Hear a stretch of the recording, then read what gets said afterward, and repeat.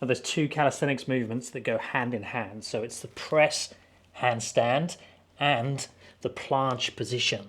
Now these are two fantastic pushing straight arm movements that I recommend that you train both individually and together. So today I'm going to take you through different ways that you can train different levels of that skill and put them together into workouts. Now obviously there's levels of press handstand and there's levels of planche. You might not have advanced planche positions, you might not have a press handstand yet, but you can still train them together and put the right progressions of each one for your level together so they work well. And that's what I'm going to do today. So I'm going to take you through different levels, progressions towards the press handstand, some progressions beyond the press handstand if you already have it, and I'll show you how to combine your level of the planche. So obviously the planche is just going to be what level you're at for the whole time that you're going for. So let's go for like a 3 to 5 second hold. You might have a tuck planche position, but it might need toe assist. You might have the tuck, you might have an advanced tuck, you might have a frog, you might have a straddle, you might have a full planche or anything in between. So let's jump in with the easiest variations and then slowly make it harder and harder. So the first one for the press is like a straddle lean position. So what we want to be thinking about here is the bottom of the press just before your toes come up. So the idea here is to get up as high as you can on top of the hands. Try and get the hips as close to being on top of the hands as you can and right onto the tip of the tiptoe, and then come back again. Now, if you're newer to this exercise, it just means that you're not going to get so high up. So you might get onto the balls of your feet like that, instead of up onto the tiptoes. Your hip might be here instead of here. But I would just go for a hold. So 1, 2, 3, and then we're going to see whether we can get into your planche progression.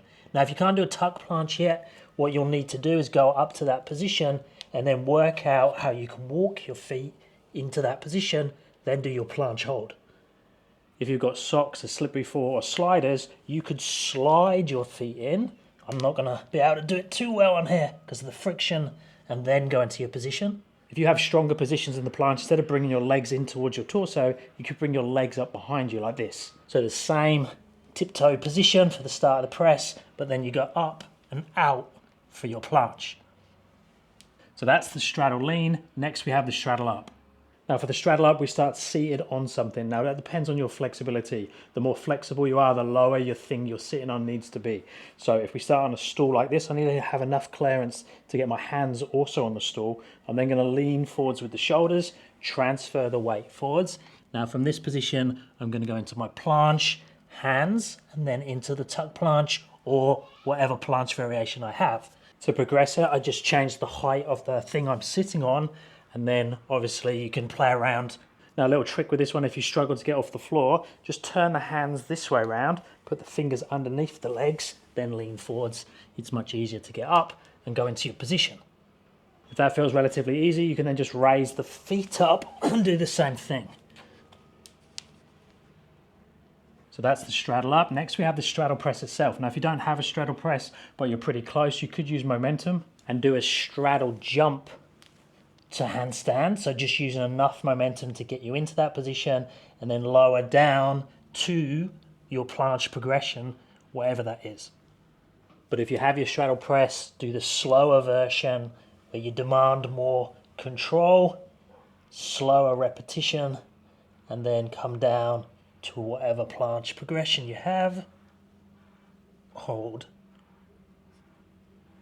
So that's the straddle press. Now with the straddle L-sit, again, we have some options where we make it easier or harder. So we could do the slightly easier version that uses higher bars, demands less flexibility, because now my feet can go below my hands into my planche progression. Or I could drop the bars down, demand more flexibility, more compression, and also make it harder by going all the way up to your handstand before you lower down to your planche variation. So that's the straddle L-sit version. Now obviously I've concentrated on the straddle. You could do the same in the tuck press, a pike press. You could do the transitions from an L-sit position, so legs together version, more of a pike. But you obviously know the progressions that you can do for the press handstand, and you know the progressions that you can do for the planche. As I said at the start, it's both straight arm pushing strength, so they go together very nicely. And you can even combine them completely and do a planche press to handstand. Now if you like programs for your press, if you like programs for your planche, check out my app, link is in the description. Drop any questions or comments down below. Any requests for videos or updates for the app is appreciated, and I'll speak to you next time.